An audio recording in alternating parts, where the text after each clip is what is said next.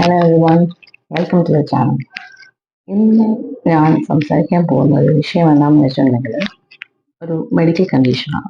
എന്താണെന്ന് വെച്ചാൽ carpal tunnel syndrome. ചില പേർക്ക് അറിയാവുന്ന ഒരു കണ്ടീഷനാണ്, ചില പേര് അണ്ടർഗോയിങ് കണ്ടീഷനാണ്, ഇത് അവർ അനുഭവിച്ചുകൊണ്ടിരിക്കുന്നതാണ്. അപ്പോൾ എൻ്റെ ജീവിതത്തിൽ സംഭവിച്ച ഒരു കാര്യമാണ് ഞാൻ പറയുന്നത്. ഇത് പലർക്കും പല രീതിയിലായിരിക്കും അതിൻ്റെ ഇൻറ്റൻസിറ്റിയും കാര്യങ്ങളൊക്കെ ഉണ്ടാവുക. ഓരോ ആൾക്കാർക്കും ഓരോ കണ്ടീഷൻസും, ഒരു മെഡിക്കൽ കണ്ടീഷൻസും അവരുടെ ബോഡിയും അവരെടുക്കുന്ന മെഡിക്കേഷൻസും ഒക്കെ പോലെയായിരിക്കും. അപ്പോൾ എൻ്റെ ഒരു ഇതിൽ എങ്ങനെ സംഭവിച്ചു, എന്താണ് എനിക്ക് മനസ്സിലായത്, എനിക്ക് പറഞ്ഞു തന്ന പ്രകാരം ഡോക്ടേഴ്സൊക്കെ പറഞ്ഞ അണ്ടർസ്റ്റാൻഡിങ്ങിന് പ്രകാരം ഞാൻ നിങ്ങളോട് സംസാരിക്കുന്നു. എന്തെങ്കിലും നിങ്ങൾക്ക് ആഡ് ഓൺ ചെയ്യാനുണ്ടെങ്കിൽ അല്ലെങ്കിൽ കറക്ഷൻസ് ഉണ്ടെങ്കിൽ നിങ്ങൾക്ക് കമൻസിൽ പറയാവുന്നതാണ്. ഓക്കെ, അപ്പോൾ നമുക്ക് നമ്മുടെ വീഡിയോ ഒന്ന് സ്റ്റാർട്ട് ചെയ്യാം. എന്താണ് ടോപ്പിക്? Carpal tunnel syndrome. കേൾക്കുമ്പോൾ ഭയങ്കര വലിയ നമുക്ക് തോന്നും, പക്ഷെ വലുതല്ല, എന്നാലും ആള് ചെറിയ ആളുമല്ല. നമ്മൾ ഇത് അണ്ടർഗോ ചെയ്ത ആൾക്കാർക്ക് അറിയാം ഇതിന്റെ ഒരു പ്രയാസം എന്താണ്. ഭയങ്കര കുറച്ച് വേദന സഹിക്കേണ്ട ഒരു കാര്യമാണ്. അപ്പൊ എന്താണ് കാർപ്പൽ ടണൽ സിൻഡ്രോം? CTS എന്ന് പറയും. നമ്മുടെ കയ്യിൽ മെയിൻ നെർവ്, ഒരു മീഡിയൻ നെർവ് എന്നൊരു നെർവ് പാസ് ചെയ്യുന്നുണ്ട്. ആ മീഡിയൻ നെർവിന് ഇവിടെ വരുമ്പോൾ ഒരു കംപ്രഷൻ വരും. ആ കംപ്രഷൻ മൂലം ഉണ്ടാകുന്ന നമ്മുടെ കാർപ്പൽ ടണൽ ഇവിടെയായിരുന്നു വരുന്നത്. ആ കാർപ്പൽ ടണൽ ഇപ്പോൾ പാസ് ചെയ്യുമ്പോൾ മീഡിയൻ നെർവിന് വരുമ്പോൾ ആ ഒരു പ്രഷർ വന്നു കഴിയുമ്പോൾ, ഈ ഒരു പോർഷനിൽ പ്രഷർ വന്നു കഴിയുമ്പോൾ ആ പ്രഷർ മൂലം അതിന് കുറച്ച് ബുദ്ധിമുട്ടുണ്ടാവുന്നു. ആ പ്രഷർ മൂലം നമുക്ക് ഇവിടെ കൈകൾക്ക് നംനെസ്സും വീക്ക്നെസ് ഒക്കെ ഫീൽ ചെയ്യുന്നത്, ടിക്ലിംഗ് ഒക്കെ ഫീൽ ചെയ്യുന്നത്. അതാണ് കാർപ്പൽ ടണൽ സിൻഡ്രോം. എല്ലാവർക്കും മനസ്സിലായിരിക്കും. ചെറിയ ഭാഷ പറയാവുന്ന ഒരു വയർ പാസ് ചെയ്യുന്ന ഒരു ട്യൂബ് ഉണ്ട്. ഒരു ട്യൂബിൽ കൂടെ വയർ പാസ് ചെയ്യുന്നു. ആ ട്യൂബ് നമ്മൾ യൂസ് ചെയ്യുമ്പോൾ അതിൻ്റെ അകത്തിരിക്കുന്ന വയറുകൾക്ക് ഒരു ജാം വരുമല്ലോ, ആ ജാമാണ്. അപ്പോൾ അതിന് ഒന്നും പ്രവർത്തിക്കാൻ പറ്റത്തില്ല. ആ പ്രവർത്തനം നിൽക്കുമ്പോഴാണ്, അല്ലെങ്കിൽ അതിന് പ്രവർത്തിക്കാൻ ബുദ്ധിമുട്ട് വരുമ്പോഴാണ് ഈ അവസ്ഥ വരുന്നത്. ഓക്കെ, അപ്പോൾ മീഡിയൻ നെർവിന് കംപ്രഷൻ വരുമ്പോഴാണ് ഈ നമ്മുടെ കൈക്ക് പെരുപ്പും വേദനയും അങ്ങനത്തെ കുറെ പ്രശ്നങ്ങൾ വരുന്നത്. ഓക്കെ, അതിൻ്റെ ആദ്യത്തെ കണ്ടീഷൻ എങ്ങനെയാണ് നമുക്ക് മനസ്സിലാക്കാൻ പറ്റും? നമ്മുടെ കൈക്ക് പെരുപ്പ് വന്നു, പെരുത്ത് വന്നിട്ട് നമുക്ക് നമ്മുടെ കൈ ഇങ്ങനെ വലിയ കൈയാന്നൊക്കെ തോന്നും. ആ ഒരു കണ്ടീഷനിലാണ്, അതാണ് പെരുപ്പ് എന്ന് പറയാം. ടിക്ലിംഗ് എന്ന് പറയുമ്പോൾ നമുക്ക് ഇങ്ങനെ ഒരു ഇലക്ട്രിസിറ്റി പാസ് ചെയ്യുന്നുള്ളൂ. നമ്മളിങ്ങനെ കുട്ടിയൊക്കെ നമുക്ക് ഒരു ഡോക്ടേഴ്സ് ടെസ്റ്റ് ചെയ്യുന്നത് ഒരു ഹാമർ പോലത്തെ സാധനമുണ്ട്, ഒരു ചെറിയൊരു പോലത്തെ ഹാം. അതിങ്ങനെ കുട്ടി ഇവിടെയൊക്കെ നോക്കും, ഈ പോർഷനിൽ. ആ പോർഷനിൽ നമുക്ക് ഇങ്ങനെ ഒരു ചെറിയൊരു ടിക്ലിംഗ് പോലെ തോന്നും, ലൈക്ക് ഒരു ഇലക്ട്രിസിറ്റി പാസ് ചെയ്യുന്നല്ലോ. ആ ഫീലിംഗ് ഉണ്ടെങ്കിലും അത് നമുക്ക് അതിൻ്റെ ഒരു സിംറ്റം ആണ് നമുക്ക് കരുതാം. പിന്നെ വരുന്നത് പെയിൻ, കൈകൾക്ക് വരുന്ന പെയിൻ. നല്ല ഇവിടെ തൊട്ടങ്ങ് പെയിൻ വേരിയേറ്റെടുത്ത് ഇവിടെ വരുമ്പോൾ ഈ കൈകൾക്ക് നല്ല പെയിൻ വരും. പെയിനാണ് അതിൻ്റെ എക്സ്ട്രീം കണ്ടീഷൻസ്. ഓക്കെ, അപ്പോൾ ഇത് ആർക്കൊക്കെ വരാമെന്ന് നിങ്ങൾക്ക് ചോദിക്കാം. ഇത് ആർക്കും വരാം, പക്ഷെ മെയിൻലി നമ്മൾ പറയുകയാണെങ്കിൽ നമ്മൾ ടൈപ്പ് ചെയ്യുന്ന ആൾക്കാർ, അവർ ഈ ഒരു പൊസിഷനാണ് മെയിൻറ്റെയിൻ ചെയ്യുന്നത്. കൈ ഇങ്ങനെ ഇരുന്നിരിക്കും, ആ പൊസിഷൻ മെയിൻറ്റെയിൻ ചെയ്യുക. ആർക്കും ടൈപ്പിംഗ് വർക്ക് അല്ലെങ്കിൽ സിസ്റ്റം യൂസ് ചെയ്യുന്ന ആൾക്കാർക്ക് മെയിൻലി ഈ പൊസിഷൻസ് കൂടുതൽ യൂസ് ചെയ്യുന്ന ആൾക്കാർക്ക് ഇത് കണ്ടുവരുന്നുണ്ട്. പിന്നെ കൂടുതൽ എഴുതുന്ന ആൾക്കാർക്ക്, നമ്മൾ എഴുതുമ്പോൾ നമ്മുടെ റെസ്റ്റ് ഇങ്ങനെ ഇരിക്കുക, ഇങ്ങനെ വെച്ചിട്ട് നമ്മൾ എഴുതിക്കൊണ്ടിരിക്കുക. അപ്പോൾ സെയിം പൊസിഷൻ തന്നെ, ആ പൊസിഷൻ മെയിൻറ്റെയിൻ ചെയ്യും തോറും നമുക്ക് ആ ഒരു സംഭവത്തിൽ ഇവിടെ ഒരു പ്രഷർ വരും. ഈ ഒരു ടണൽ ഇവിടെ കാർപ്പൽ ടണൽ എന്ന് പറയുന്ന സംഭവത്തിൽ ഇവിടെ ഒരു ഇതുണ്ട്, ആ ഒരു പ്രഷർ വന്ന് അങ്ങനെയാണ് ഇത് സ്റ്റാർട്ടിങ് വേണം. നമ്മൾ സെയിം പൊസിഷൻസ് യൂസ് ചെയ്യുന്ന കാരണമാണ് നമ്മുടെ ഡേ ടു ഡേ ലൈഫിൽ നമ്മൾ മുന്നോട്ട് പോയിക്കൊണ്ടിരിക്കുന്നു, പക്ഷേ അത് നമ്മുടെ ബോഡിയിലേക്ക് വേറെ രീതിയിലേക്ക് അഡ്വേഴ്സ് എഫക്റ്റ് ആയിട്ട് വരുന്നു. അപ്പോൾ ഇതൊരു റീസൺ ആണ് കൂടുതൽ കണ്ടുവരുന്ന ടൈപ്പിംഗ് വർക്ക്സ്, റൈറ്റിംഗ് ചെയ്യുന്നവർക്ക്. പിന്നെ ഒരു ഇഷ്യൂ വരുന്ന പ്രഗ്നൻസിയിൽ നമ്മൾ എന്തോന്ന് വെച്ചിട്ടുണ്ടെങ്കിൽ, പ്രഗ്നൻസിയിൽ നമ്മൾ കുറച്ച് വണ്ണം വെക്കുമ്പോൾ നമ്മുടെ ബോഡിയിൽ നംനെസ് ഒക്കെ ഉണ്ടാവും, കുറച്ച് ഒരു ഇൻഫ്ലമേഷൻ വരുമ്പോൾ ബോഡിക്ക് അതിനകത്തൊരു നമ്മുടെ ബോഡിനേക്കാളും നമ്മളൊരു ബൾക്കിയാവും, പല പല ചേഞ്ചസ് ബോഡിയിൽ വരും. അങ്ങനെയുള്ള സമയത്തും ഇത് കണ്ടുവരുന്നുണ്ട്. പിന്നെ ഒരു സെയിം വർക്ക് ചെയ്യുന്ന ആൾക്കാർക്ക്, അതായത് നമ്മൾ ഹാമറൊക്കെ ഇങ്ങനെ അതായത് കൈ വെച്ച് ഇങ്ങനെ കുറേ സ്ട്രെയിൻ വരുമ്പോൾ ഹാമേഴ്സ് യൂസ് ചെയ്യുന്ന ആൾക്കാർക്കൊക്കെ, അതായത് ഇങ്ങനെ വർക്കേഴ്സിനൊക്കെ അതും അങ്ങനത്തെ വർക്കേഴ്സിനും കണ്ടുവരുന്നുണ്ട്. പിന്നെ ഡ്രില്ലിങ് ഒരു മെഷീൻസ് അല്ലേ, നമ്മൾ ഡ്രില്ലിങ് ഇങ്ങനെ ഭിത്തിയൊക്കെ തുളയ്ക്കുന്ന മെഷീൻസ് അത് യൂസ് ചെയ്യുന്നത്. അതായത് അപ്പൊ ഈ പൊസിഷൻ ഇങ്ങനെ തന്നെയാണ്, കൈ ഈ തന്നെ ഇങ്ങനെ ഇരിക്കുക ഒരു സെയിം പൊസിഷൻ. അതാണ് ഒരു മെയിൻ കോസസ് വരുന്നത്.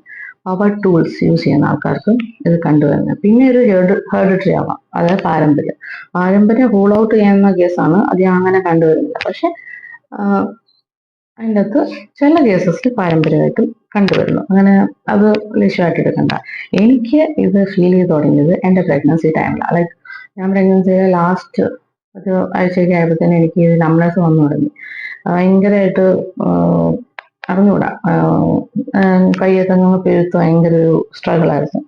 ആഫ്റ്റർ ദാറ്റ് ഡെലിവറിക്ക് ഇപ്പോഴും അങ്ങനെ തന്നെ. ഡെലിവറിക്ക് ശേഷമുണ്ട് ഡോക്ടേഴ്സിനോട് വന്നപ്പോൾ അത് പറഞ്ഞു, ഇപ്പോൾ നമുക്കതൊന്നും ചെയ്യാൻ പറ്റില്ല, നമുക്കത് ബെയർ ചെയ്യണം. ബിക്കോസ് നമ്മൾ ഫീഡിങ് ടൈം, പ്രഗ്നൻസി ടൈമിൽ നമുക്ക് മെഡിസിൻസ് ആവശ്യമില്ലാതെ എടുക്കാൻ പറ്റില്ല.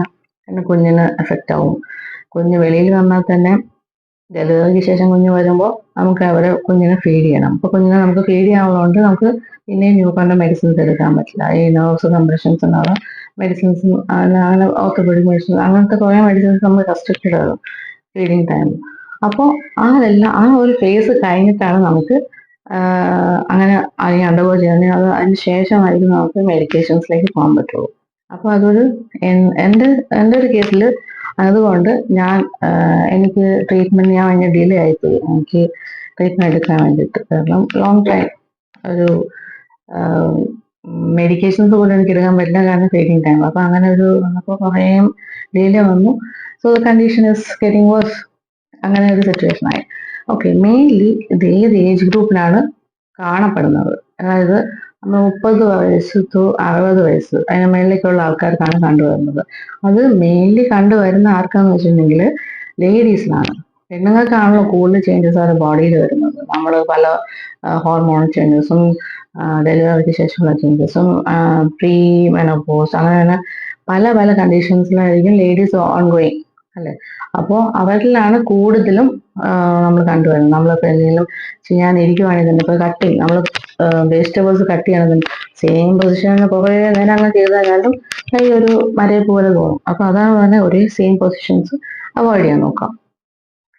പിന്നെന്തുവാണ് പറയുന്നത്, ഇതിന്റെ കോസ് മെയിൻലി എന്തുകൊണ്ട് ഏത് കാരണം കൊണ്ട് വരുന്നു എന്നത് വെച്ചാൽ പ്രത്യേകിച്ച് സെയിം പൊസിഷൻസ് ആണ്. പിന്നെ ഏത് വൈറ്റമിൻ ഡെഫിഷ്യൻസി കാരണമാണ് വരുന്നതെന്ന് ചോദിച്ചിട്ടുണ്ടെങ്കിൽ അറിയാൻ പറ്റും നമുക്ക്. വൈറ്റമിൻ ഡി നമ്മുടെ ബോൺസിനും എല്ലാത്തിനും വൈറ്റമിൻ ഡി വളരെ ഇമ്പോർട്ടൻ്റ് ആണ്. ആ വൈറ്റമിൻ ഡി ഡെഫിഷ്യൻസി വന്നിട്ടുണ്ടെങ്കിൽ ബോഡിയിൽ പല പല പ്രശ്നങ്ങൾ വരും. അപ്പോൾ ഒരു ചെറിയൊരു കാരണം വൈറ്റമിൻ ഡി മെയിൻ കോസ്, ചെറിയെന്ന് പറയുന്നത് മെയിൻ കോസ് വൈറ്റമിൻ ഡി ആവാം. വൈറ്റമിൻ ഡിയുടെ കുറവ് കാരണവും അത് കണ്ടുവരുന്നുണ്ട്. പിന്നെ അത് വേറെ കാരണങ്ങളാവും കേട്ടോ. അപ്പൊ ഞാൻ അത് പ്രഗ്നൻസിയിൽ വരാം, നമ്മുടെ വർക്ക് സ്റ്റൈലും കൊണ്ടും വരാം. അപ്പൊ അതുകൊണ്ട് നമുക്ക് ഇതൊക്കെ ഇങ്ങനെയൊക്കെ തോന്നുന്നുണ്ടെങ്കിൽ, ഇങ്ങനെയൊക്കെ ഒരു സംഭവങ്ങളൊക്കെ നമ്മുടെ ലൈഫിൽ വരുന്നുണ്ടെങ്കിൽ, ഇങ്ങനത്തെ ഒരു സിംറ്റംസ് ഒക്കെ കാണിക്കുന്നുണ്ടെങ്കിൽ നമ്മൾ റെപ്പിറ്റേറ്റീവ് ആയിട്ട് എന്താ ചെയ്യുന്നത് നമ്മൾ തന്നെ കോൺഷ്യസ്ലി മനസ്സിലാക്കുക. എന്നാലാണ് അതിന്റെ കോസ് എന്താണെന്ന് നമുക്ക് മനസ്സിലാക്കാൻ പറ്റുള്ളൂ. ഓക്കെ, പിന്നെ കുറച്ച് സിംറ്റംസ് നമ്മൾ ഒരു മോസ്റ്റ്ലി ഒരു 10 സിംറ്റംസ് നമുക്ക് ജസ്റ്റ് ഇങ്ങനെ പറയാൻ പറ്റുന്ന സിംറ്റംസ്, ഈ കാപ്പട്ടാണെന്ന് നമുക്ക് മനസ്സിലാക്കാൻ പറ്റുന്നതിന്റെ സിംറ്റംസ് എങ്ങനെയാന്ന് വെച്ചിട്ടുണ്ടെങ്കിൽ, ആദ്യമേ ഞാൻ പറഞ്ഞ നംനെസ് ആൻഡ് ടിക്ലിംഗ്, ഈ പെരുപ്പും പിന്നെ ഒരു ഇലക്ട്രിസിറ്റി പാസ് ചെയ്യാൻ ഒരു ഫീലിംഗ് ഉണ്ടാവും. അപ്പൊ അതാണ് ഒരു ഫസ്റ്റ് നമുക്ക് മനസ്സിലാക്കാൻ പറ്റും. കൈ പെരുപ്പ് തുടങ്ങുകയാണെങ്കിൽ ഒരു ചെറിയ പ്രശ്നം കൊണ്ട് അറ്റ് ഏർലിയസ്റ്റ് ഡോക്ടറെ കാണുക. ഓക്കെ, പിന്നെ കൈക്ക് ബലമില്ല, ഒരു പിടിക്കുമ്പോൾ ഒരു ബലം തോന്നുന്നില്ല, എന്തെടുത്താലും ഒരു കയ്യിൽ സാധനം ഹോൾഡ് ചെയ്യാൻ പറ്റുന്നില്ല, കയ്യിൽ നിന്ന് വിട്ടുപോവോ അങ്ങനെയൊക്കെ ഒരു ഫീലിംഗ് വരാം. ഓക്കെ, പിന്നെ പെയിൻ, കൈക്ക് വരുന്ന വേദന, പിന്നെ അത് ഭയങ്കര ആ പെയിൻ കാരണം നമുക്ക് ഉറങ്ങാൻ പറ്റില്ല. ഉറക്കത്തിലാണ് കൂടുതൽ കണ്ടുവരുന്നത്. കാരണം നമ്മൾ നല്ല പീസ്ഫുള്ളി ഉറങ്ങുമ്പോൾ കിടക്കുന്ന സമയത്ത് ഈ സംഭവം അങ്ങ് പെയിൻ റേഡിയേറ്റ് ചെയ്തിട്ട് നമ്മൾ ആ ഓഫീസിൽ നിന്ന് ചാടി എണീക്കേണ്ട അവസ്ഥ വന്നിട്ടുണ്ട്. ബട്ട് ഞാനത് ഓൺഗോയിങ് ആണ്. എനിക്കതുകൊണ്ട് അതാണ് ഞാൻ പറയുന്നത്, ഉറങ്ങാൻ പോലും പറ്റത്തില്ല. നമ്മൾ നല്ല ഉറക്കത്തിൽ പോലും പെയിന് കാരണം നമ്മൾ ചാടി എണീച്ച് എന്താണെന്നുള്ളത് നമ്മൾ അങ്ങനെ വിചാരിച്ചു പോകും.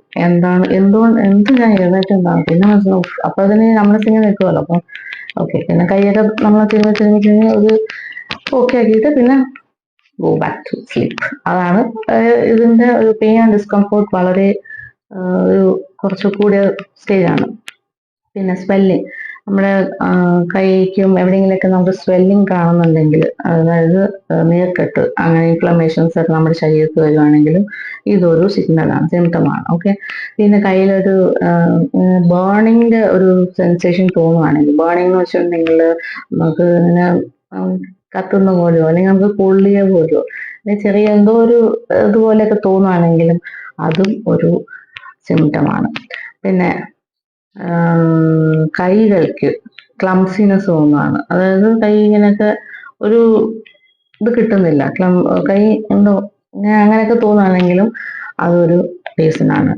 പിന്നെ പെയിൻ റേഡിയേറ്റ് ചെയ്യുന്നത്, ഇങ്ങനെ കഴുത്തിന്റെ ഇവിടെ നിന്ന് ബാക്കിൽ നിന്ന് ഇങ്ങനെ കയ്യിലേക്ക് ഇങ്ങനെ വേദന വരുന്നു, ഇവിടെ നിന്ന് ഇങ്ങനെ കയ്യിലേക്ക് വേദന നമുക്ക് റേഡിയേറ്റ് ചെയ്യുന്നത് തോന്നുവാണെങ്കിലും ഇറ്റ്സ് എ സിംറ്റം, ഒരു സിംറ്റമാണ്.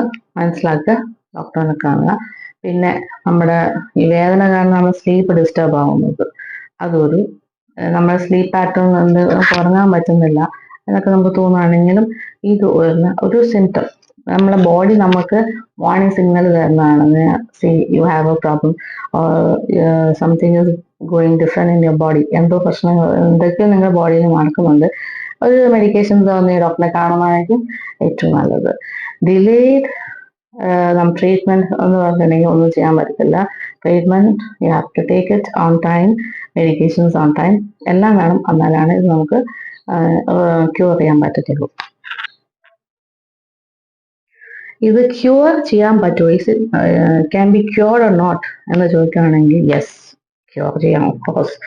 അത് പക്ഷെ ഇത് നേരത്തെ ഡയഗ്നോസ് ചെയ്യണം. നമ്മൾ ഡോക്ടറിനെ കാണാൻ നമ്മൾ തന്നെ ഡിലേ ചെയ്ത് പിന്നെ ഡോക്ടറിന്റെ അടുത്ത് പിന്നെ ഡോക്ടേഴ്സ് മെഡിക്കേഷൻസ് തരും. ഒരു മാക്സിമം നോക്കും നമുക്ക് ലൈക്ക് ലാസ്റ്റ് സ്റ്റേജ് സർജറി ആവും. അതിന് മുമ്പ് നമ്മൾ ഒരു മാക്സിമം നമ്മൾ അതിലേക്ക് എത്തിക്കാതെ പല പല കാര്യങ്ങൾ ചെയ്തു നോക്കും. വരുന്നുണ്ട് നമ്മുടെ വീഡിയോയിൽ ഞാൻ പറയുന്നുണ്ട്. അപ്പോൾ അത് ഡിലേഡ് ട്രീറ്റ്മെന്റിൽ പോവാതിരിക്കുക, ഏർലിയസ്റ്റ് അപ്രോച്ച് ഡോക്ടർ.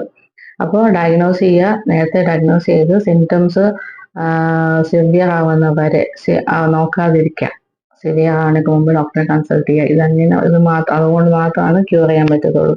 കൂടിക്കഴിഞ്ഞാൽ പിന്നെ ഭയങ്കര ബുദ്ധിമുട്ടാവും. പിന്നെ നമുക്ക് എന്താ പറയാനുള്ള, എങ്ങനെയാണ് ഇത് കുറയ്ക്കാൻ പറ്റുന്നത്? ഈ ഒരു കാർപ്പൽ ടണൽ സിൻഡ്രോമത്തിന്റെ എഫക്റ്റ് കുറയ്ക്കാൻ പറ്റുന്നത് എങ്ങനെയാണെന്ന് ചോദിച്ചിട്ടുണ്ടെങ്കിൽ, റെപ്പിറ്റേറ്റീവ് ആക്ടിവിറ്റീസ് നമ്മൾ പറഞ്ഞുകൊണ്ടിരിക്കുകയാണെങ്കിൽ അങ്ങനെ കണ്ടിന്യൂസ് ആയിട്ട് ഒരേ ആക്ടിവിറ്റീസ്, അല്ല എഴുതാതിരിക്കുവാണ്, ടൈപ്പിംഗ് ഇരിക്കുവാണ് ഒക്കെ ചെയ്യുന്നത്, നമ്മൾ കുറേ ടൈം സെയിം പൊസിഷൻ ഇങ്ങനെ തന്നെ വെച്ച് ഇങ്ങനെ ടൈപ്പ് ചെയ്തുകൊണ്ടിരിക്കണം. അത് നമ്മളൊരു ജോലിയിൽ ഇരിക്കുമ്പോൾ നമ്മൾ ആ ജോലി തന്നെ ആയിരിക്കും, ആ ഒരു പൊസിഷൻ കുറേ നേരം ഇങ്ങനെ ഇരുന്ന് ടൈപ്പ് ചെയ്യുന്നതെന്നും അങ്ങനെയൊക്കെയാണ് ഈ ഒരു കണ്ടീഷൻ കുറച്ച് കൂടുന്നത്. അപ്പൊ അതിൽ നിന്ന് നമ്മൾ കോൺഷ്യസ്ലി ചെറിയൊരു ബ്രേക്ക് ഇടയ്ക്കെടുക്കുക, കൈ ഒന്ന് റിലാക്സ് ചെയ്യുക, കൈയൊന്ന് മൂവ് ചെയ്യുക, ഒന്ന് സ്ട്രെച്ച് ചെയ്യുക, അങ്ങനെയൊക്കെ ഒന്ന് ആ സെയിം പൊസിഷൻ ഒന്ന് മാറാൻ നോക്കുക. ഇത് എനിക്ക് അറിയത്തില്ലായിരുന്നു, പിന്നെയാണ് മനസ്സിലായത്. ഓക്കെ, കോൺഷ്യസ്ലി നമ്മൾ നമ്മുടെ ആക്ടിവിറ്റീസ് നമ്മൾ തന്നെ ഒന്ന് ചെയ്തുകൊണ്ടിരിക്കുന്ന ആക്ടിവിറ്റീസ് ഒന്ന് മാറി ഒന്ന് ജസ്റ്റ് ഒന്ന് വാക്ക് ചെയ്യോ, അല്ലെങ്കിൽ ഒന്ന് കഴിക്കൊന്ന് ടെസ്റ്റ് ചെയ്യോ, കഴിച്ചൊന്ന് ഇതൊക്കെ ചെയ്യോ. അപ്പൊ ആ ഇങ്ങനെ ഇരിക്കുന്ന സംഭവം അത് സ്റ്റിഫ്നെസ് വരും. ഇങ്ങനെ ഇരിക്കുന്ന സംഭവം ഒന്ന് പിന്നെ നമ്മൾ കുറേ നേരം ഇരുന്ന് നമ്മൾ എനിക്കുമ്പോൾ ഭയങ്കര ഇതല്ലേ, അതിന് അവസരം വരാതെ എല്ലാവരും, വയസ്സായവർക്ക് മാത്രമല്ല അസുഖങ്ങൾ വരുന്ന, യങ്സ്റ്റേഴ്സിനാണ് ഇപ്പൊ കൂടുതൽ പ്രശ്നങ്ങൾ വരുന്നത്. അപ്പോൾ വയസ്സായവർ നോക്കുന്ന പോലെ തന്നെ നമ്മളും യങ്സ്റ്റേഴ്സിനും ഈ ലൈഫ് സ്റ്റൈൽ ഡിസീസസ് ഒക്കെ കുറേ കണ്ടുവരുന്നതുകൊണ്ടാണ് പറയുന്നത്. നമ്മളും കോൺഷ്യസ്ലി നമ്മൾ ചെറിയ ചെറിയ കുട്ടി ബ്രേക്സ് നമുക്ക് തന്നെ കൊടുക്കുക, ബോഡിക്ക് ഒരു ചെറിയൊരു പീസ്ഫുൾനെസ് കൊടുക്കുക. ചെറിയ നമ്മൾ വാട്ടർ ബോട്ടിൽ നമ്മൾ ഇരിക്കുന്ന സ്ഥലത്തേക്ക് അത് കുറച്ച് അപ്പുറത്ത് വയ്ക്കുക, അപ്പം ദാഹിക്കുമ്പോൾ എന്നിട്ട് പോയിരിക്കും. അങ്ങനെയൊക്കെ ചെറിയ നമുക്ക് തന്നെ ചെയ്യാൻ പറ്റുന്ന കാര്യങ്ങൾ നമ്മൾ ചെയ്യുക, അത്രേ ഉള്ളൂ. പിന്നെ പറയാനുള്ളത്, എങ്ങനെ ഇത് ഫിക്സ് ചെയ്യാൻ ഡോക്ടേഴ്സ് നോക്കുക. ഡോക്ടേഴ്സ് ഫസ്റ്റ് കുറച്ച് ഫേസസ് ഉണ്ട്. ഏതൊക്കെ ഫേസസിൽ എന്തൊക്കെ ചെയ്താണ് ഡോക്ടേഴ്സ് ഈ ഓരോ സ്റ്റേജസ് ഉണ്ട് ഇതിന് ട്രീറ്റ്മെന്റ് തുടങ്ങുമ്പോൾ. ആദ്യമേ അവർ കുറെ ടെസ്റ്റുകൾ നോക്കും. ഓഫ് കോഴ്സ് നമുക്ക് നമ്മുടെ അവസ്ഥ എന്നറിയാൻ വേണ്ടിയിട്ട് ഡോക്ടേഴ്സ് ടെസ്റ്റ് നോക്കും. മെഡിക്കേഷൻസ് പറയുമ്പോൾ നമുക്ക് ഡോക്ടറിന്റെ നമ്മുടെ അവസ്ഥയെ ഓരോ ആൾക്കാർക്കും ഓരോ രീതിയിലായിരിക്കും അവരുടെ ഇന്റൻസിറ്റി. അപ്പൊ ആ ഇന്റൻസിറ്റി വെച്ചിട്ട് ഡോക്ടേഴ്സ് മെഡിക്കേഷൻസ് തരും. അത് കറക്റ്റായിട്ട് പ്രോപ്പറായിട്ട് ഫോളോ ചെയ്യുക. പിന്നെ മെഡിക്കേഷൻസിൽ ഉള്ളതാണ് സ്പ്ലിന്റ്. കൈക്ക് ഒരു ഗ്ലൗസ് ഉണ്ട്, ആ ഗ്ലൗസ് ഇടാൻ പറയും. ഞാൻ നിങ്ങളെ കാണിച്ചു തരാം. ഇതാണ് നമ്മുടെ കയ്യിലെ ആമിന് വേണ്ടിയിട്ട് ഡോക്ടേഴ്സ് പ്രിസ്ക്രൈബ് ചെയ്യുന്ന ഗ്ലൗസ്. ഇതിൻ്റെ അകത്തൊരു മെറ്റൽ റോഡ് ഉണ്ടാവും ഈ പോർഷനിൽ. അപ്പോൾ ആ മെറ്റൽ റോഡ് നമ്മുടെ കൈയിൻ്റെ വശത്തേക്ക് വെച്ചിട്ട് നമ്മളിത് ഇൻസേർട്ട് ചെയ്ത് ഇങ്ങനെയാണ് ഇരിക്കുക. ഇങ്ങനെ വെച്ച് കഴിയുമ്പോൾ ഇത് മെയിൻ നമ്മൾ ഉറങ്ങുന്ന സമയത്ത് ഇടാനാണ് ഡോക്ടേഴ്സ് പറയുക. രണ്ട് കൈകൾ കൊണ്ട് രണ്ട് കൈയിലിടുക, ഒരു കൈക്കാണ് ഒരു കൈയിലിടുക. അപ്പോൾ ഇത് കഴിയുമ്പോൾ നമ്മുടെ മൂവ്മെന്റ്സ് റെസ്ട്രിക്ട് ചെയ്യും. ഇങ്ങനെ നമ്മൾ ഉറക്കത്തിൽ ഇങ്ങനെ തന്നെ വെച്ചിട്ട് ഉറങ്ങുന്നവരുണ്ട്. ഇങ്ങനെ കഴുത്തിന്റെ തലയിലൊക്കെ വെച്ചിട്ട് ഉറങ്ങുന്നുണ്ട്. അത് ഇത് കയ്യിലുള്ളപ്പോൾ നമുക്ക് വെക്കാൻ പറ്റില്ല. അപ്പൊ നമ്മുടെ കൈക്ക് ഒരു ഫ്രീ കിട്ടാൻ വേണ്ടിയിട്ട് ഈ ഗ്ലൗസ് അല്ലെങ്കിൽ സ്പ്ലിന്റ് എന്നാണ് പറഞ്ഞാൽ സ്പ്ലിന്റ് ഇട്ടിട്ട് കിടക്കാൻ ഡോക്ടേഴ്സ് പറയും, യൂസ് ചെയ്യാൻ പറയും. ചിലപ്പോൾ നമ്മൾ ചുമ്മാ ഇരിക്കുന്ന സമയത്ത് യൂസ് ചെയ്യാൻ പറയും, അല്ലെങ്കിൽ നമ്മൾ കിടക്കുന്ന സമയത്ത്. നമുക്ക് ഓഫീസിലൊക്കെ പോകുന്ന സമയത്ത് നമുക്ക് ഇതൊന്നും യൂസ് ചെയ്യാൻ പറ്റത്തില്ല. ബിക്കോസ് ഇത് പോസിബിൾ അല്ല, പാടാണ്. സോ മോസ്റ്റ്ലി നമ്മൾ കിടക്കുന്ന സമയത്തായിരിക്കും നമ്മൾ യൂസ് ചെയ്യുക. അപ്പോൾ ഉറങ്ങുന്ന സമയത്ത് സ്പ്ലിന്റ് യൂസ് ചെയ്യാൻ ഡോക്ടേഴ്സ് പറയും. അത് മെഡിക്കേഷൻസിന്റെ ഒരു ഭാഗമാണ്, അത് ഫോളോ ചെയ്യുക. പിന്നെ നമുക്ക് പറയുന്നത് എക്സസൈസസ് കുറച്ച് ടൈപ്സ് ഓഫ് എക്സസൈസസ് ഉണ്ട്. അത് റെഡ്യൂസ് ചെയ്യാൻ പറ്റുന്നത് അത് ഞാൻ വേറൊരു വീഡിയോയിൽ നിങ്ങൾക്ക് നമ്മൾ ഡിസ്കസ് ചെയ്യാം. അപ്പോൾ ഈ എക്സസൈസ് ചെയ്യുമ്പോൾ നമുക്ക് ഈ അവസ്ഥ, അതായത് ഒരു കണ്ടീഷനാണ് നമുക്ക് പെയിൻ വരുന്നതും ഇവിടെ ഒരു പ്രഷർ വരുന്നതൊക്കെ.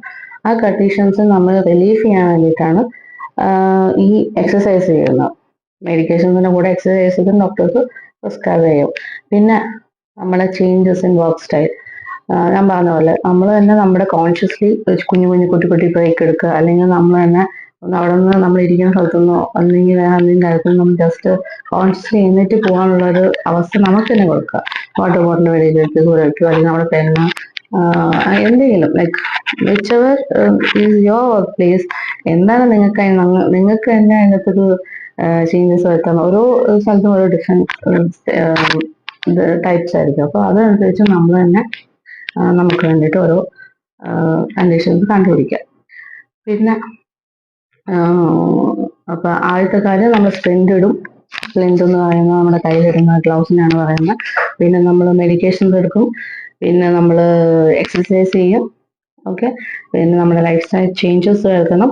അതിനുശേഷം ലാസ്റ്റ് ഒരു കണ്ടീഷനാണ്, ലാസ്റ്റ് സ്റ്റേജ് ആണ് സർജറി.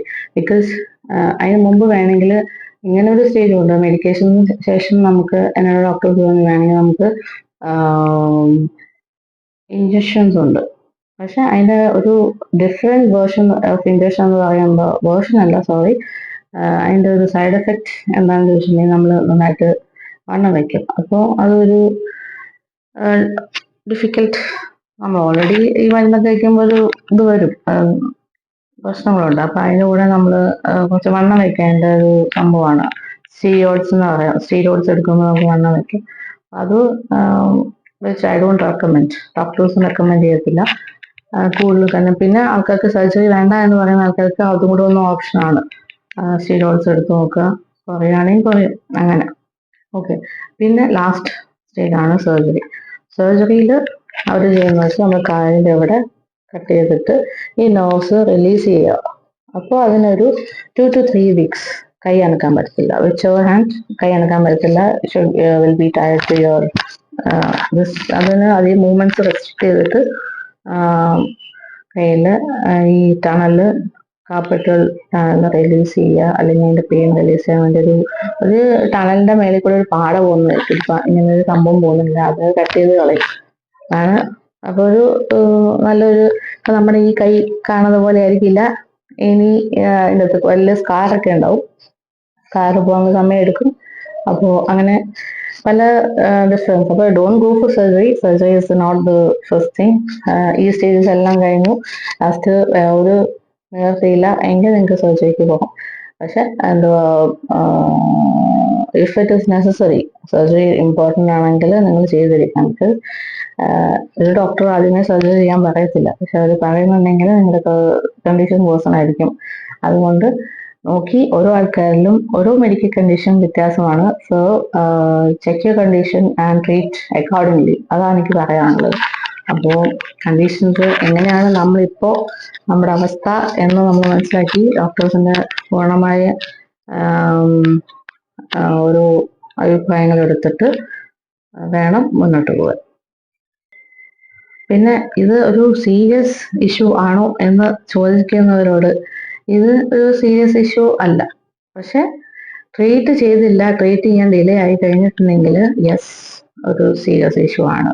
കാരണം നെർവ് ഡാമേജോ അല്ലെങ്കിൽ മസിൽ ഡാമേജോ വരെയും പോവാം. അതൊരു ഹൈപ്പോത്തറ്റിക്കൽ സിറ്റുവേഷൻ ആണ്. അത് നിങ്ങൾ അത്രയും പേടിക്കാൻ വേണ്ടി പറയുന്നതല്ല.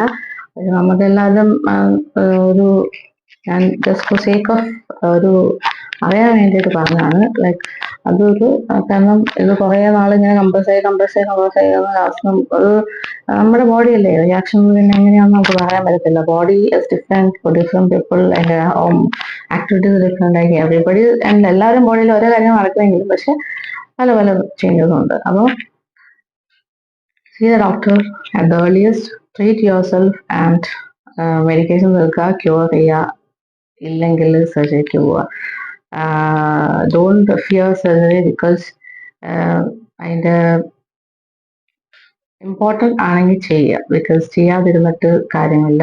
ചെയ്തിട്ട് നമുക്ക് റിലീഫ് കിട്ടുവാണെങ്കിൽ അതാണ് ഏറ്റവും വലിയ കാര്യം. കാരണം പെയിൻ എന്നുള്ള സംഭവം എവിടെ വന്നാലും അത് ബോഡി നമ്മുടെ സ്റ്റേറ്റ് ഓഫ് മൈൻഡിന് ഭയങ്കര ബുദ്ധിമുട്ടാണ്.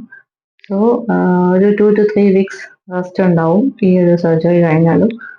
സോ ടേക്ക് പ്രോപ്പർ റെസ്റ്റ്, എന്നിട്ട് follow your doctor, consult your doctor and treat your self. പിന്നെ കുറച്ച് എക്സസൈസസും കാര്യങ്ങളൊക്കെ ഉണ്ട്, അത് നമ്മൾ പറയാം. ഇപ്പോൾ ഇപ്പോൾ ഞാനിങ്ങനെയാണ് ഇരിക്കുന്നത്. ഞാനിപ്പോൾ എനിക്കൊരു സർജറി ഉണ്ട്, അതുകൊണ്ടാണ് ഞാനിപ്പോൾ ഒരു ഓക്കെ ഞാനൊരു വീഡിയോ ചെയ്തേക്കാം, എല്ലാവർക്കും അണ്ടർസ്റ്റാൻഡ് അറിയാത്തവരിലേക്ക് എത്തിച്ചേക്കാം. എന്നെപ്പോലെ ആരെങ്കിലൊക്കെ ഓൺഗോയിങ് ഉണ്ടെങ്കിൽ, അല്ലെങ്കിൽ ഇതെന്തുകൊണ്ട് ഇങ്ങനെ എൻ്റെ ബോഡിയിൽ വരുന്നതെന്ന് മനസ്സിലാവാതിരിക്കുന്ന ആൾക്കാരുണ്ടെങ്കിൽ മനസ്സിലായിക്കോട്ടെ. ബിക്കോസ് ഒരു സേക്ക് ഓഫ് ഒരു മെസ്സേജ്, നമുക്ക് ചെയ്യാൻ പറ്റുന്ന ഒരു കാര്യം ആർക്കെങ്കിലും ഉപയോഗപ്പെടുവാണെങ്കിൽ ഉപയോഗപ്പെടട്ടെ എന്ന് വിചാരിച്ച് ഞാൻ ചെയ്തതാണ്. വിത്തിൻ 2 days എനിക്ക് അഡ്മിറ്റ് ആവുന്നുണ്ട്. അപ്പോൾ ഇനി ലൈക്ക് ഇതൊക്കെ പെട്ടെന്നാണ്. കുഞ്ഞു വിളിച്ചുകൊണ്ട് ഡിഫിക്കൽട്ട് സിറ്റുവേഷൻ ആണ് എനിക്കിപ്പോൾ. അവനെങ്ങനെയാണത് മാനേജ് ചെയ്യാൻ, എങ്ങനെ മാനേജ് ചെയ്യും. മമ്മിയൊക്കെ ഉണ്ട്, പേരനുണ്ട്, ഹസ്ബൻഡൊക്കെ ഉണ്ട്. പക്ഷേ ലൈക്ക് ബേബിയുടെ കാര്യം നോക്കുമ്പോൾ ഒരു ഡിഫിക്കൽറ്റി ഉണ്ട്. ലൈക്ക് സി, ദൈവം കൂടെ ഉണ്ട്, കർത്താവുണ്ട്. Be happy in any situations വന്നുകൊണ്ടിരിക്കുന്ന നമ്മള് ജീവിതമാണല്ലോ, പലതും ഫേസ് ചെയ്യണം. ഓക്കെ, അപ്പോൾ ഞാൻ മിക്കവാറും I think I need to cut my hair because കൈ വയ്യാതിരിക്കുമ്പോൾ നമുക്ക് നമ്മളെ നോക്കാനുള്ള ഒരു പ്രയാസം ഉണ്ടാവും. പിന്നെ വേറൊരാള് നമുക്ക് ഇപ്പൊ ചെയ്തു തന്നെങ്കിലും അതിന് കുറച്ച് ബുദ്ധിമുട്ടുകളുണ്ടാവും. നമുക്ക് തന്നെ പെയിൻ, അത് ഇപ്പൊ ചെയ്താൽ നമുക്ക് തന്നെ പെയിൻ വരിക. That is very difficult. So maximum വേറൊരാൾക്കൊരു ബുദ്ധിമുട്ടില്ലാതിരിക്കാൻ വേണ്ടിയിട്ട് നമുക്ക് ചെയ്യാം. എനിക്ക് തോന്നി പേഴ്സണലി, ബിക്കോസ് ഫസ്റ്റ് തിങ്സ് കുഞ്ഞൊക്കെ വന്നാലും ഡിഫിക്കൽട്ടാണ്. പിന്നെ എൻ്റെ മമ്മിക്കൊക്കെ സ്ട്രോക്ക് ഒക്കെ വന്ന ആളാണ്. അപ്പോൾ മമ്മി എന്നെ ഹസ്ബൻഡും മമ്മിയും ഒക്കെ എല്ലാവരും എൻ്റെ കൂടെ ഉണ്ടെങ്കിലും ലെറ്റ്സ് സീ. കാരണം ഇത് ഞാൻ സ്വന്തമായി എടുത്താണ്. ബിക്കോസ് ഹെയർ കുറഞ്ഞിട്ടുണ്ടെങ്കിൽ നമുക്ക് കിടക്കുമ്പോഴാണെങ്കിലും ഇരിക്കുമ്പോഴാണെങ്കിലും ചൂടത്താണെങ്കിലും കുളിക്കുമ്പോൾ ഉണങ്ങാനൊക്കെ പ്രയാസം ഉണ്ടാവില്ല. ബിക്കോസ് ഈ കൈ വെച്ചിട്ട് ചെയ്യുമ്പോൾ നമ്മൾ എല്ലാത്തിനും കൈ ഉപയോഗിക്കും. മുടി കെട്ടാനൊന്നും ഇറ്റ്സ് നോട്ട് പോസിബിൾ. അപ്പൊ ആരെങ്കിലും ചെയ്തു തരില്ല എന്നല്ല, ചെയ്തു തരും. പക്ഷെ നമുക്ക് എല്ലാത്തിനും ഇപ്പൊ ഒരു അതിന് ഒന്ന് കെട്ടാൻ പോകുന്ന ചിലപ്പോഴും വിളിക്കാൻ പറ്റത്തില്ല. അത് ഞാൻ ചുമ്മാ ഒരു കാര്യം പറയാൻ കേട്ടോ. അപ്പൊ പിന്നെ എൻ്റെ ഒരു ഈസിനെസ് വേണ്ടിയത് അത് വളർന്നോളും, കുഴപ്പമില്ല. പിന്നെ ഒരു ലുക്ക് വേണമേ, എപ്പോഴും ഒരേ സ്റ്റൈലല്ലോ, നമുക്കത് ഡിഫറെന്റ് ലുക്ക് നോക്കാം. അപ്പൊ ചിലപ്പോ ഇനി അടുത്ത വീഡിയോ ഞാൻ എടുക്കുവാണെങ്കിൽ ഹോസ്പിറ്റലിലൊക്കെ ആണെങ്കിൽ ചിലപ്പോ എൻ്റെ ഞാനായിരിക്കും കേട്ടോ. ഇതായിരിക്കില്ല, വേറെ ആയിരിക്കും. ലെറ്റ്സ് സീ, നോക്കാം. പിന്നെ അത്രേ ഉള്ളൂ നിങ്ങളോടൊക്കെ പറയാൻ വേണ്ടിയിട്ട്. പിന്നെന്തുവാ, എക്സസൈസസ് അത് ഞാൻ പറയാനായിരിക്കും. എക്സസൈസസ് നിങ്ങൾക്ക് പറഞ്ഞുതരാം. മാക്സിമം ഇതൊക്കെ ചെയ്ത് കഴിഞ്ഞ് ഒന്നും നടക്കുന്നില്ലെങ്കിൽ മാത്രമാണ് ഈ സ്റ്റേജിലേക്ക് പോകുന്നത്. എൻ്റെ ഒരു കേസ് ഞാൻ പറഞ്ഞല്ലോ, എൻ്റെ കേസ് ഭയങ്കര ഡിലേ ആയിപ്പോയി. എങ്കിൽ എനിക്ക് ട്രീറ്റ്മെന്റ് എടുക്കാൻ പറ്റിയില്ല, മെഡിക്കേഷൻസ് എടുക്കാൻ വൈകി, അങ്ങനെ കണ്ടീഷൻസ് വേഴ്സണായി. അങ്ങനെയാണ്. അതുകൊണ്ട് അതാണ് ഡിലേ ചെയ്യാതിരിക്കുക. എന്ത് കണ്ടീഷൻ വന്നാലും എങ്ങനെ വന്നാലും at the earliest approach doctor, go for it. Treatment എടുത്ത് ഓൺ ടൈം എടുത്തിട്ടുണ്ടെങ്കിൽ എന്തും ക്യൂർ ആവും. അപ്പോൾ ക്യൂർ ആവാതെ ഒന്നുമില്ല. അത് പക്ഷെ ഡിറ്റക്ഷൻ, അതിന്റെ മെഡിക്കേഷൻസ് ഒക്കെ ഓൺ ടൈം ആയിരിക്കണം. ടൈം കഴിഞ്ഞ് കഴിഞ്ഞാൽ അത് ഇറ്റ്സ് വെരി ഡിഫിക്കൽട്ട്. പിന്നെ ഡോക്ടറിനെ പറഞ്ഞിട്ടൊന്നും കാര്യമില്ല. നമ്മള് നമുക്ക് ചെയ്യാൻ പറ്റുന്ന കാര്യം നമുക്ക് നമ്മുടെ ബോഡിയിൽ വരുന്ന ചേഞ്ചസ് നമുക്കേ മനസ്സിലാവൂ. Say to someone, go for the medications. Okay, that's all. കാണാം, ബൈ. ഈ ഒരു വീഡിയോ നിങ്ങൾക്ക് എല്ലാവർക്കും ഉപയോഗപ്പെടുമെന്ന് വിചാരിക്കുന്നു. നിങ്ങളുടെ കമന്റ്സിലൂടെ നിങ്ങൾക്ക് മനസ്സിലായ കാര്യങ്ങളാണ്. നിങ്ങൾക്ക് സ്റ്റേറ്റ് ഓഫ് തിങ്സ് നിങ്ങൾ അണ്ടർഗോ ചെയ്തിട്ടുണ്ടോ എന്നൊക്കെ നിങ്ങൾ പറയുക. പിന്നെ ഞാൻ പറഞ്ഞതിൽ എന്തെങ്കിലും കറക്ഷൻസ് ഉണ്ടെങ്കിൽ അത് നിങ്ങൾക്ക് കമന്റ്സിൽ പറയാം. ഓക്കെ, ഇതൊക്കെ എനിക്കറിയാവുന്ന ഒരു കാര്യം. ജസ്റ്റ് ഒരു ചെറിയ ഗ്യാപ്പ് കിട്ടിയപ്പോൾ ഞാൻ വന്നൊരു വീഡിയോ എടുത്തതാണ്. ബിക്കോസ് എനിക്കിനി ഹോസ്പിറ്റലിലേക്കുള്ള കാര്യങ്ങളൊക്കെ റെഡിയാക്കുന്നുണ്ട്. So that's all. See you later. Bye. Take care. ഇത് അഡ്മിഷൻ ആയപ്പോൾ എടുത്ത കൈയാണ്. അപ്പോൾ നിങ്ങൾ please to subscribe so that you can see more. By.